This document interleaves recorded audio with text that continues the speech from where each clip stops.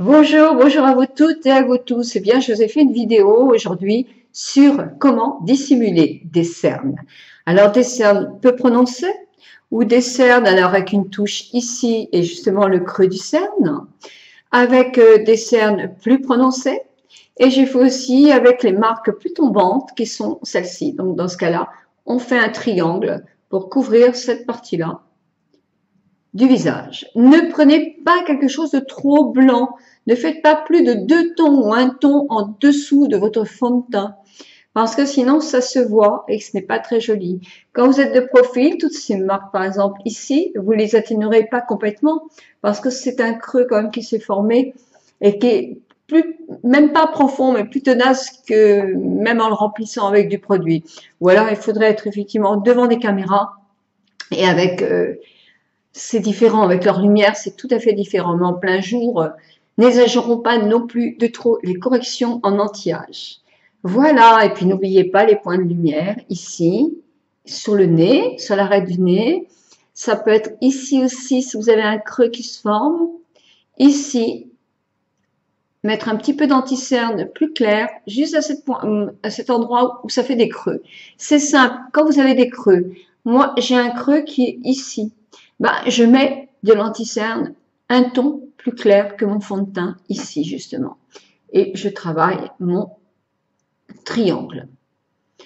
Mais en mettant aussi des pointes de lumière sur les tempes et tout, vous arrivez aussi à dissimuler votre fatigue sur votre visage. Les points qu'il faut éclairer, ce sont des points qui sont plus sombres, c'est-à-dire des creux pour nous, ou des endroits qui sont plus marqués. Les endroits qui sont effectivement gonflés comme des poches, comme le trop plein de peau, même si c'est quand même difficile parce que c'est flétri en plus, on les diminue. Donc, comme on les diminue, on met du foncé. Quand on diminue, on met du plus foncé, pas foncé, mais plus foncé. Et quand on veut justement éclairer une part d'ombre, eh bien, on le met en plus clair. Donc, je vous souhaite de continuer à visionner ma vidéo, puis je vous embrasse bien fort.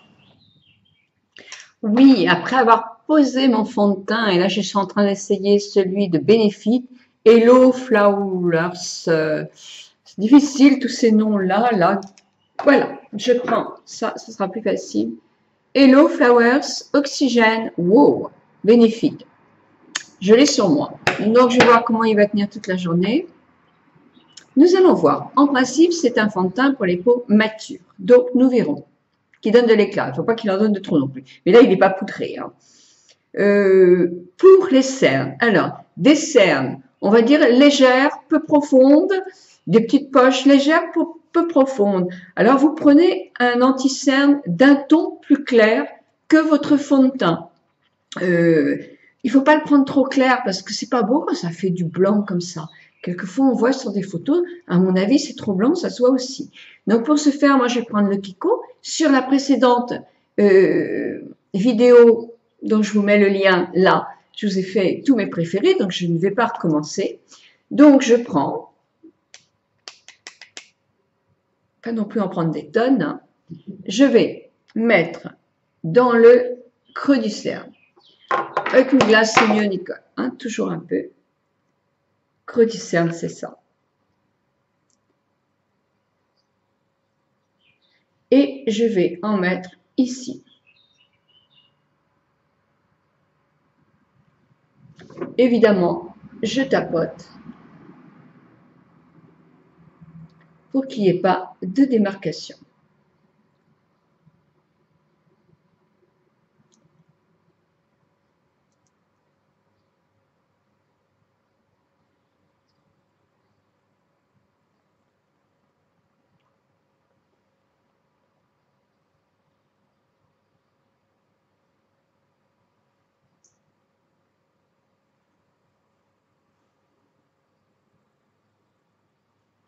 Voilà comment je posais mon anti-cerne en cas de cerne légère. Puis après, avec en fonction d'autres cernes. Pour des cernes plus profondes et plus accentuées, vous allez faire la même chose avec un anti-cerne plus clair. On va dire 2 tons de moins que le fond de teint. Puis avec un autre anti-cerne de la même couleur, d'un ton plus clair que le fond de teint, vous allez remplir tout votre cerne et vous allez déborder. Alors, vous n'allez pas en mettre là.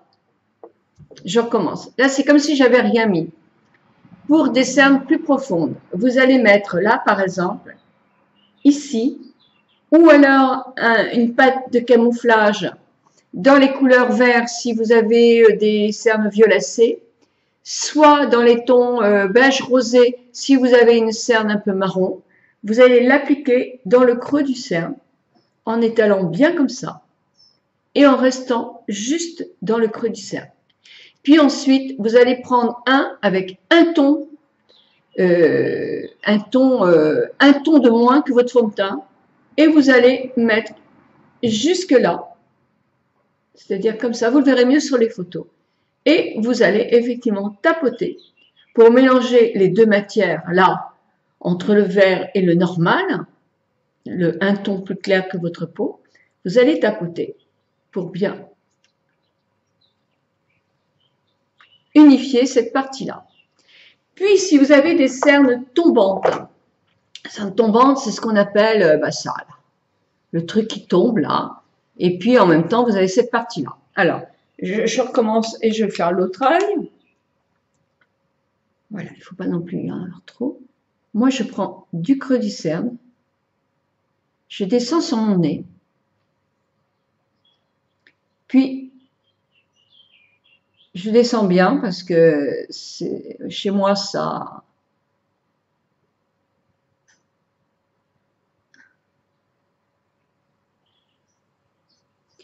Et là, je vais tapoter. Alors, je prends un ton de moins que mon fond de teint. Moi, je n'aime pas du tout quand ça fait blanc, parce que je trouve que ça se voit trop. Donc, un ton, c'est bien suffisant pour ces cernes-là. Puis, je vais effectivement remettre de la matière là. Et si je veux, parce que c'est pour vous montrer, moi j'ai un pinceau, il peut être plus clair, plus... Oh, je dis n'importe quoi aujourd'hui là. Il peut être plus petit, hein. Moi il n'y a pas de problème, je ne vais pas m'acheter un pinceau juste pour ça. Voilà, en plus on l'étale très bien comme ça avec ce style de pinceau. C'est un pinceau Elf Brush. Petit, small. Voilà, j'ai fait un triangle en quelque sorte. Hop, et j'envoie comme ça.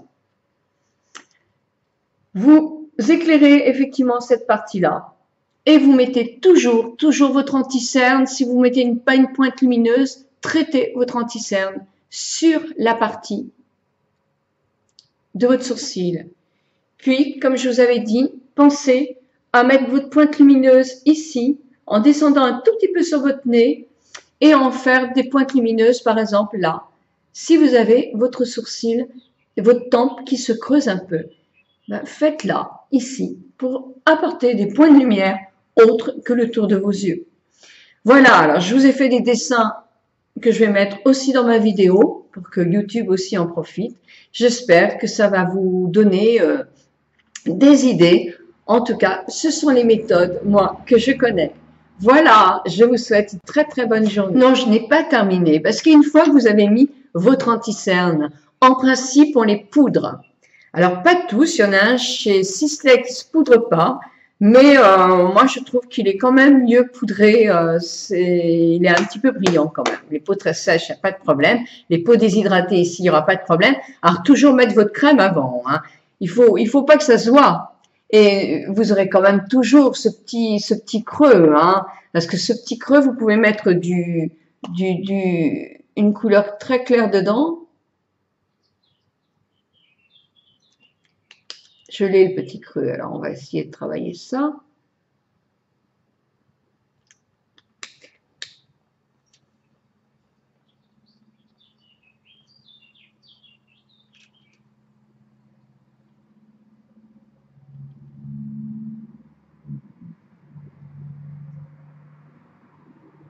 C'est mieux. Mais effectivement, ça se voit quand même un petit peu. Il y a l'âge. Je vais chercher ma poudre et je vous montre. Donc là, j'ai la poudre universelle de chez Make Up Forever. Moi, je l'aime bien. Elle est plus pratique en compact parce qu'en poudre libre, effectivement, il y en a partout. Donc voilà, je prends un peu de matière sur un petit pinceau, toujours mon pinceau de chez ELF. Et ben voilà, j'en mets un petit peu. J'essaie d'avoir la main légère parce que les rides, la poudre les accentue un peu, bien que celle-ci soit vraiment quand même très très agréable. Puis moi je prends un plus gros pinceau, toujours ELF, pinceau poudre.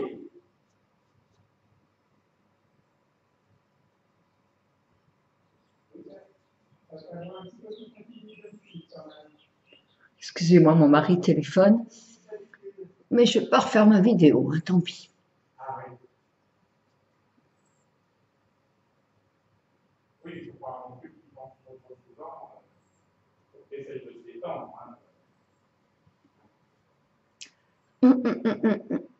Voilà le rendu de cette poudre. Elle est bien, très très bien. Et il faut mettre du fard à joues.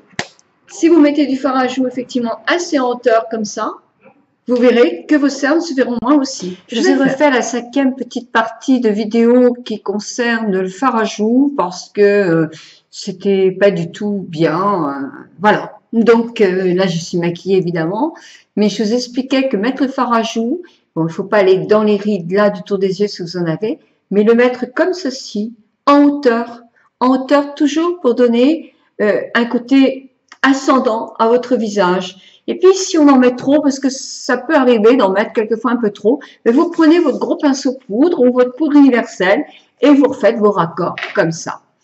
Voilà, donc je vous souhaite de nouveau une très très bonne journée. J'espère que ma vidéo pour les cernes et les poches, c'était celle d'hier, va vous... va répondre un petit peu à vos questions. C'est vrai que des cernes ne sont pas faciles à dissimuler, surtout quand elles sont additionnées de rides, c'est sûr. Voilà, par contre, comme je vous le disais hier, il y a des solutions en médecine esthétique pour des cernes. Alors là, je ne vais pas vous faire un grand chapitre parce que je ne suis pas dans la partie, donc je ne pourrais pas dire de bêtises non plus. Mais par exemple, là, on peut faire un petit peu d'acide hyaluronique. Alors, moi, j'ai fait, hein, c'est le seul truc que j'ai fait en acide hyaluronique. Et bon, ça continue à se voir quand même. Je vous dis, on peut pas tout supprimer. On peut pas. Par contre, effectivement, pour les gens qui ont des poches, trop de peau, bah, on enlève le trou de peau, quoi, tout simplement. Voilà. Et puis, les poches graisseuses et les poches où il y a de l'eau. C'est très vite fait en chirurgie esthétique. La cicatrice se fait juste à la lisière de vos cils. Moi, je vous assure que j'en ai eu des clientes qui l'ont fait ça. Hommes et femmes, hein, il y a beaucoup d'hommes aussi. Ça se voit pas, hein. Et souvent, la cicatrice, ça se voit même plus du tout. Non, non. Et ils me disaient tous, oh, si j'avais su, je l'aurais fait bien plus tôt. Donc, ça, cette opération-là, il ne faut pas en avoir peur. Quelquefois, pour les paupières très tombantes, qui tombent jusqu'au ras des cils, ça peut être même pris en charge par la sécurité sociale. Ne criez pas, oh là là, oh mon Dieu. Bah si, ça peut être un handicap. Quand la paupière tombe de trop, ça peut effectivement faire des irritations, des choses comme ça. Voilà. Bon, évidemment, si elle tombe un tout petit peu, vous n'aurez pas de remboursement, c'est sûr. Mais ça, c'est qu'un médecin esthétique, un chirurgien esthétique qui peut vous renseigner. Voilà.